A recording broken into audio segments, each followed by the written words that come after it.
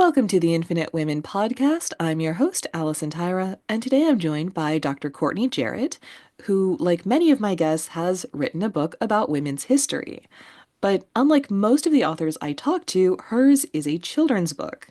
So, first, would you like to tell us about Muncie Women A to Z?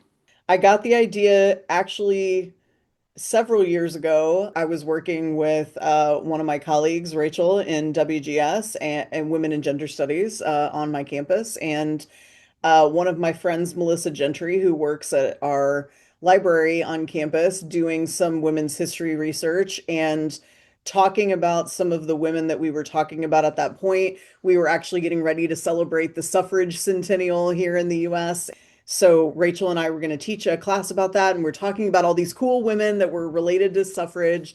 And just from the stories that we were looking at and learning about, I was like, this would be so cool if we talked about it from like a children's perspective and got students that are like elementary school age to learn about really cool women in the local Muncie community and like Indiana as a state, all of the fun work and interesting things that they did historically with suffrage and beyond throughout history that we never would talk about anywhere else. You know, every time a name came up, I was like, I have taken so many history classes. I have a history degree. Like, why didn't I learn about these women?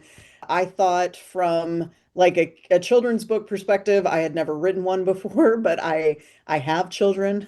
And so I've read many children's books. I also have nieces and nephews that I've read with and to. And so I thought it would be fun to kind of do an alphabetical look. And so the book is called Muncie Women A to Z, and I have a woman for each of the letters of the alphabet. It matches their last name. And so what I did is I kind of looked at some of the historical things to see which women the stories might be, you know, interesting to me, interesting to kids, just an important part of our local history. And then I kind of put the list together. There are also current women that are still living doing amazing things, which will be history because we're creating history every day. And so for those folks that are still here, I was able to sit down and talk with them about their experiences and get a feel for like what they are passionate about and not just work, but like life things as well. And so it was a really fun project to put together. And it was also, as I think with writing any book, a lot longer than I thought it would be. That both the book and the time it took to write everything. And yeah, it was a blast. I had to trim some of them down. I was like, okay, if third and fourth graders are going to read this, they're not going to want to read like 10 pages about each woman, even though that's what I want to write. So it was a project, but it was so fun and so kind of out of the norm for my everyday life. So very enjoyable. So, when does the adult version with 10 pages on each woman come out? I don't know. In fact, if my husband were here or my boss, they would both be like, "You're wearing too many hats right now." Like, but this is one of those things that I would do for fun, you know, like when I am sitting at a soccer match that my kid's playing in or at track practice or something, you know, like that's what I did for this book is I found little moments to kind of take a break and do something fun. So that would be amazing. I don't know if I'm ever going to pull that off though, but we'll see. Never say never, I suppose. So, obviously, there's a lot of older folks who could also use this knowledge and were not taught it. But why did you want to focus on a younger audience specifically, especially since you're someone who works at a university? Yeah, that's a super fair point because, yes, people of all ages and generations should be learning about amazing humans, whatever their, you know, gender, sexual, racial, ethnic identities are, that are doing work in the community that are not just presidents or generals in wars or like, you know, celebrity status folks. Because, yeah, we could, you know, sit and argue about how important that work is for different things, but like sometimes it's literally just the day-to-day folks who are making sure that the trash gets picked up on a regular schedule in our community or running like a women's shelter because we, you know, currently have a housing insecure population that is rising that no one really wants to do anything about. And so the people that, are running our shelters are like, we'll just do it, like we're gonna step in and do it. And it's folks that care about the environment and care about our youth and those things like they're just going about doing their everyday. But it's making a huge impact, and they may not want to be recognized for that, right? It's like I said, when I started the project and I was interviewing some of the women, they would be like, why me? Like, why did you choose me? And I'm like, because what you're doing makes a difference. You may not think that, or you may not think that it's something monumental, but it is. And so I thought, A, I had already written a textbook for women and gender studies for the age group that is higher ed. And there are lots of really amazing, badass feminists in that book because it's called Not Your Mama's Feminism. But I thought, let's get them early. Like equality starts from day one, even before that, like when they're in the womb.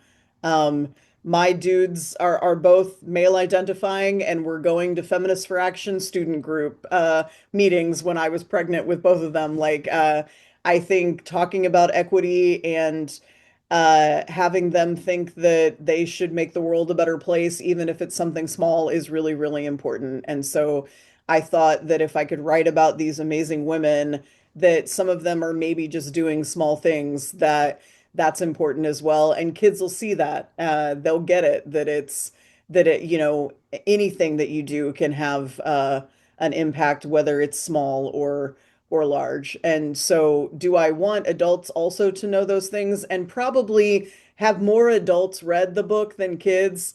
Maybe. I'm not out there polling everybody. And I do know that some of my friends that have classrooms have bought the book and have utilized it. But I also think that my family has bought a great number of them, and they are all adult age. So really, it is for everybody. But I did write it at like a fourth grade reading level. Now, you sort of hinted at this earlier, but my understanding is that this book was influenced by the larger group of Muncie Notable Women, which people can find on Instagram under the handle at the Muncie Notables. So, can you tell us about that larger project? Yes, would love to because it was really the starting point for this project, at least the idea. Notable Muncie Women is a group that was actually started by my friends here at Ball State in Bracken Library in the archives and in our map collection area, and then the Delaware County Historical Society here in town. And then we also have this really cool place called Minnetrista, which is a cultural center here in Muncie. And there are really great local archives at Minnetrista because it used to be owned by the Ball family, of which Ball State is named for. So everything's connected. There's a group of folks that are connected with those organizations that early on got together. And again, like with the premise of my book, realized that there are lots of really amazing women, both in history and today, that have done great work that have just not been talked about. So originally they thought, let's make a list. And so it's a Google Doc. There's now like 700 names on it.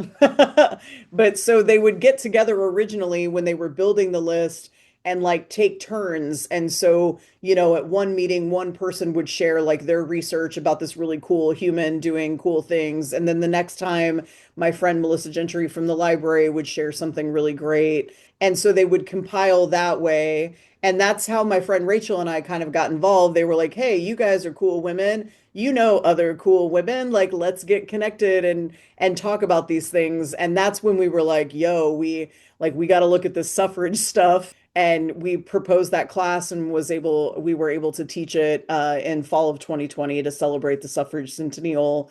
And a lot of what we pulled were folks from that list, but we were also able to use it when our students were completing projects for that class and honestly beyond. Like it's still something that can be utilized more regularly, but our students were able to look at it and pick out women to do research about that had been influential. There's a really great book that sort of talks about suffrage in Indiana, and Rachel and I were fortunate enough to hear the author speak right before the pandemic started.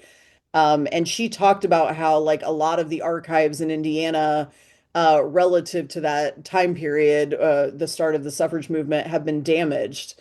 And so tracking some of those things down and like tracking down newspaper archives and things to kind of put the pieces together has been really challenging. So all the more reason to have something like a Google Doc that has like links and resources and sometimes even images. Like Melissa is fabulous at going to like newspapers.com and like digging out like old pictures of people. Sometimes it's their obituaries, which is a little sad, but sometimes it's really cool, like photos of them in action. And that ties back to my book. When I was creating the images for the book, I was able to use some of the pictures that were connected and others that I was doing some research, and then I would put them together like little children's images. So I would I used a website and I would use the original photo and then I would put in a description to say like, make this cartoonish, because I am not an artist by any means. And so I was able to kind of use that and Adobe Photoshop to like tinker with them a little bit, but it was super fun to look at like the old pictures. Not every woman that's on the Muncie notable list has a photo, but many of them do. And then the other ones, like I said, that are in my book that are still living, I asked them for photos of themselves, and so that was really cute too. They picked ones that they really enjoyed. Now, I want to come back to something that you were saying earlier about women saying, "Oh, why me?" And I do find that I think this is more gendered. There are certainly men and other folks who may identify outside the binary. There are plenty Yeah, of people in general who are just focused on doing the work and they're not in it for the attention. And I do think that's gendered. yeah, I yeah, do think that's a lot of activist movements. You see the more marginalized people doing the invisible work behind the scenes, and they're not the ones making speeches or at the forefront. Yeah, uh, yeah. No, I agree with you. I think it's gendered. I mean, to be fair though, I think for other folks, I immediately thought of a couple male identifying friends that would have said the same thing. But I also think it goes back to that idea, which there is research out there about, of, oh, well, I don't meet the job requirements, so I'm not going to apply for this job. And then someone who's maybe male identifying would be like, well, it doesn't matter because I know that I can do the job. So I'm going to go ahead and apply.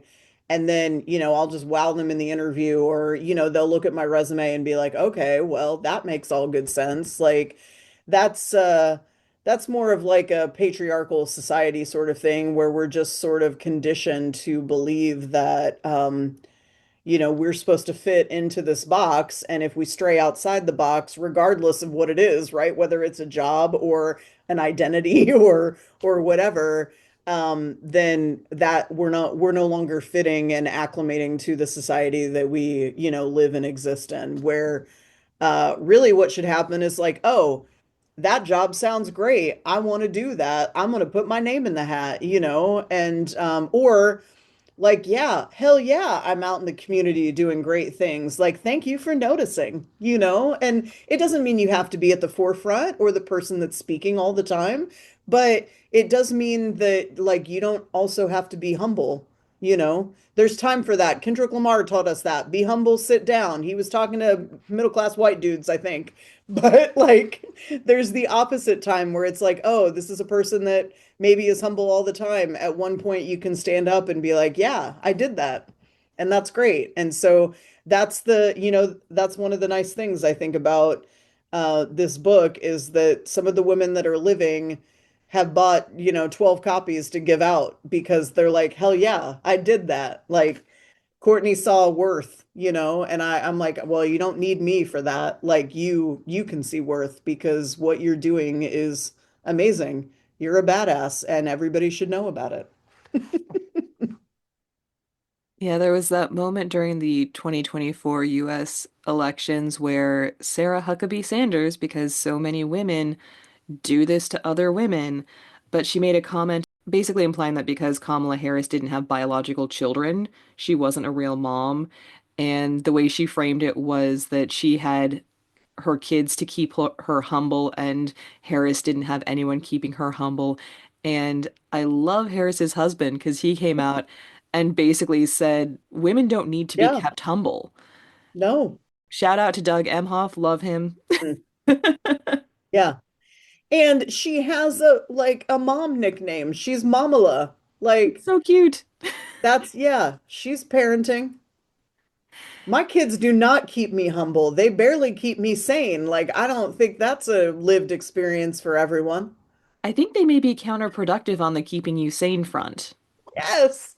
100%. Not every day, but woo, there are some doozies.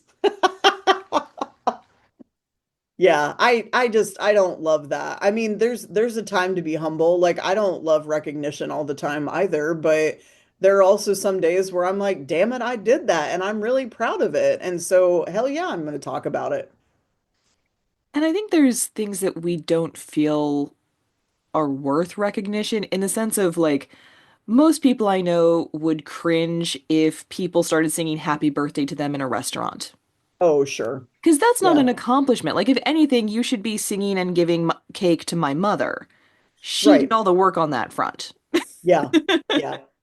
Yeah. Thought I was, Everybody grows old or, like has these birthdays whether we celebrate them or not. So that's, doesn't necessarily have to be a feat, I suppose.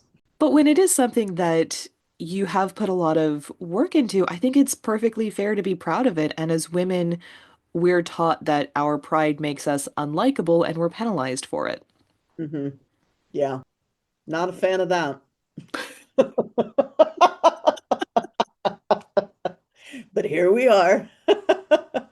Well, when we first started talking, you said, you may have to interrupt me because I'm going to talk so much about this. When this is something that I've noticed with a lot of my guests who so far are all female identifying or Mm. non-binary. I have invited cis dudes, just to be clear. I Yeah. have invited some of them, To but each their own. something that I do hear fairly often is if I'm going on too much, if I'm rambling, feel free to interrupt me. And I do think it's very much that mindset that we are sort of indoctrinated with that we're not supposed to take up space, even when quite literally the whole point of this conversation, the Yeah. whole reason we are here today is for you to talk about this work. But even in that context, you felt compelled to say, and this is not a critique of you, but it No, is that no. commentary. It's reflective of this idea that we're not supposed to express this pride in our work, even when other people are saying it's awesome. Yeah. Well, and it also, the reason that I say that sort of thing, I mean, you're exactly right, but I do it for another reason that is very gendered, which is I want the other people in the space with me to be comfortable. And if there's someone talking all the time for a long extended period of time, then that may mean that the person or group of people that I'm talking to is not comfortable or they're not contributing, not that it has to be an equal amount, but um, caring about how the other people experience whatever's going on. That is definitely one of my traits, and I would argue that there are many, many other folks, not just male identifying, but like many, many other folks that don't care about that. Um, but I do. Yeah, Well, as the other person in this conversation, talk as much as you want, please. sure. Well, and I probably would have done that anyway, but I was also like, girl, it's your podcast, so like lead the way. Like I'll keep talking and talk and talk and talk some more and that's all right. You will That's the respect my faculty person authority in in me. this hierarchy, which is funny because I am literally not the authority in any of these conversations. The whole point is that I'm having someone on to talk about a topic that I know sometimes very little about and that Yeah. they are Yeah. quite literally an expert in. Yeah. Now, I am aware that this may be like asking you to choose between your children, but are there any women in particular that you'd like to tell us about? so many. We don't have time for all 26, but I think I'm going to tell you about three of them. So, first of all, I included a drag queen in my book. And so her name is Glinda B. Fierce. And so it was great when I got the photo of her to put together. And the fun thing that I did for each of them is I kind of incorporated the tiles that I have on the front.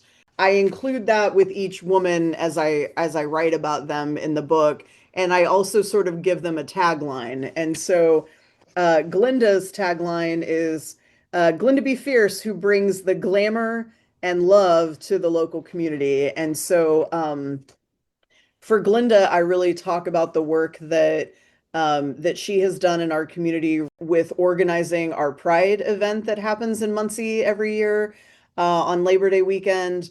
And outside of all of the really cool events that go on through that whole weekend, there is always a drag show. It is always outdoors. It is always open to the entire public. There's lots of things that are amazing about that. But what is amazing to me about that is that the community really embraces the show. It's where we host a lot of different outdoor events in Muncie, and so there are families there. There are, couples there. There are just people who rode up on their bikes that are participating, and Glinda and the other performers are interacting with every single person. So it's not the people that are just there celebrating Pride. It's the folks that are there just to sort of check out and see what's going on, or who have just been like, "Oh, I didn't even know there was a drag show today. Like, let's go and celebrate and do cool things." And so Glinda is really about inclusion for everybody, every gender identity, every sexual identity, every body type, every everything. And so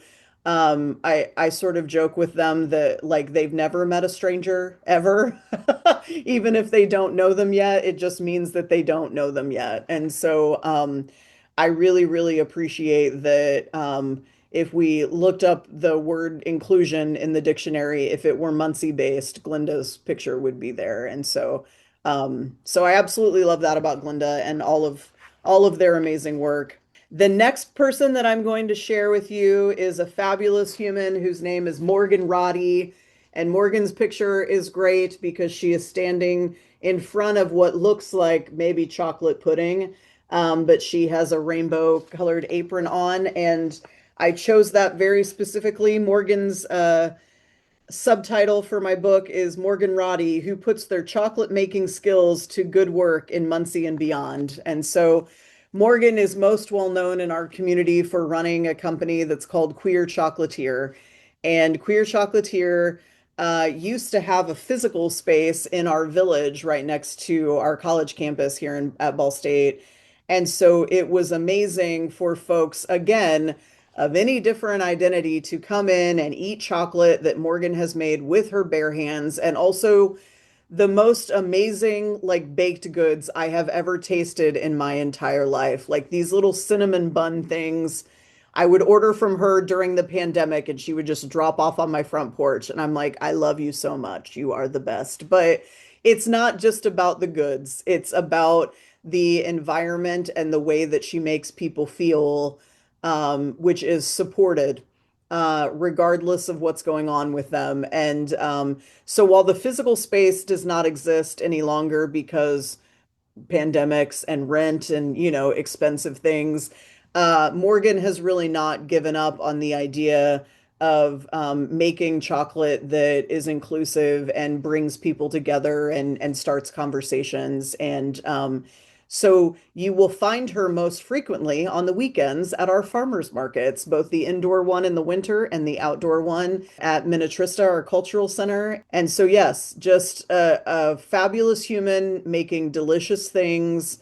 and really supporting all kinds of marginalized identities in our community, but also really supporting everyone. Um, and so I'm just always amazed by the work that she's doing, j literally just existing. And so then the final one that I'm going to talk about is what I did for the letter X, because you may imagine that it's challenging to find someone who has a last name that starts with X, and it is. And so what I did is I have a little graphic here that's just a girl with some sparkly things around her. And so the tagline that I have for that, I have Jane X, who are the women we don't know or we have yet to know. And so, what I talk about here is that there are amazing women in our community whose stories weren't always told in our history books or in the newspaper or in the archives that we can look at. And so, they're just people who have done cool things behind the scenes, and so we may not get to know them, but also think of all the amazing people, the kids that are reading these books that are growing up that will then be the next iteration of amazing, notable Muncie women. And so I wanted to include that as sort of like a placeholder, right? Of like there are so many different folks. They may not have an X last name, but they're still doing the good things in our community and beyond. And so they deserve celebration, even if we don't have a name for them. So I've talked with different guests before about the importance of local history. And from my perspective, I would say that the biggest one is that is much more likely to recognize people who made a difference in their community on their local level, but they didn't rise to national prominence. And I think that is really important because this idea that if you're not, making speeches on the National Mall, then you're not your story isn't worth telling. Yeah, That's just not a fair reflection of history. And a lot of times it is, and I'm gonna say it again, I feel like that's gendered.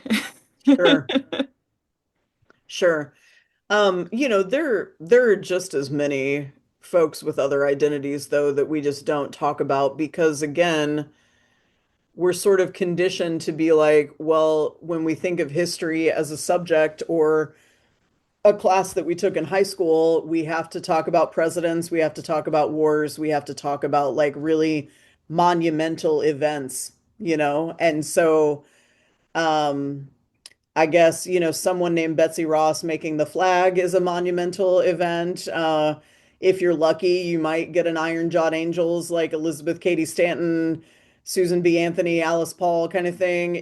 Disability wise, you might get a Helen Keller, maybe, but you feel real bad for her. And so that's not really a message that we want to send out when we're talking about folks with disabilities doing great things. Also, Helen Keller publicly advocated for the euthanization of disabled infants.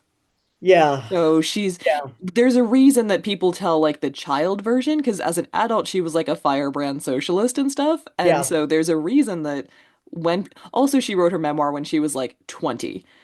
yeah. So, which is always iffy, I would say. Yeah, But lived that's why a whole lot of life after that. Yeah, because yeah, yeah, the way we tell her story is very specifically framed, shall we say. yeah. No, that's a great way to put it. But from a disability perspective, particularly with like folks with apparent disabilities, like it's just not talked about. Like we might talk about it with Franklin Delano Roosevelt, but again, we can talk about it how he didn't want to be identified as a person with a disability and actively tried to hide it. So also Woodrow Wilson had a stroke in office, and so for I believe more than a year, his wife was essentially Doing the running the work. Yeah, country. And I mean, I would say we can agree that's a disability that the president was yeah, hiding. JFK had like chronic illness and back yeah, issues, and in fact, there's a theory that if he hadn't been wearing his back brace when he was shot, because the back brace kept him upright, and there's a good chance that he would not have been shot the second time if it wasn't for the back brace. But we never talk about that. We don't talk about no, Harriet Tubman. I believe the theory is that she had epilepsy. Sojourner Truth had, a disability in one of her hands. yeah, Um, the woman who founded the Girl Scouts was deaf. yeah, We just yeah. don't talk about these aspects of them. Mm-mm. No. And a part of that is we're covering so much ground in like a history class or even like a book, right? Like you're really just hitting these highlighted things, but it's whoever is writing the thing or wherever they got their research from that's how that viewpoint is created. And so yeah, it is really hard, I think, from a local standpoint to really be like, hey, this history is important because it's like, oh, well, you also need to learn these 20,000 other things that are also deemed important. But it also makes me think of the idea that, and I talk with my students about this all the time, from like a political like aspect, the local politics are almost more important than like the state politics or the federal. I mean, they're all important, especially right now, but you can actively see the difference that like your city council person is doing to get the street paved in your neighborhood or like to get a sidewalk built or like curb cuts or things like that. Um, and you can easily contact those folks or like my sister who sits on the school board in her hometown, like her email is public. People will say, hey, I've got this issue. Can you help me with it? And like the action, it may not be immediate, but like it, when people are doing their jobs in that regard, like you're going to get a response and you're going to be like, you're going to hear like, this is what we can do for you. And I greatly, greatly appreciate that. Whereas in some other instances, if you contact like a state legislator or a governor, like you're probably not going to get a response, or if you do, it's not going to be from them. It's going to be from somebody else that works for them. And so then you're hearing their perspective from that lens. And um, so yeah, it's important to talk about for sure. Especially because I think the work that is happening locally um, to where you are has a huge impact on your life, whether you know it or not. So, I will always be a big proponent of talking about the local things that are going on, big or small. Join us next time on the Infinite Women podcast, and remember, well behaved women rarely make history.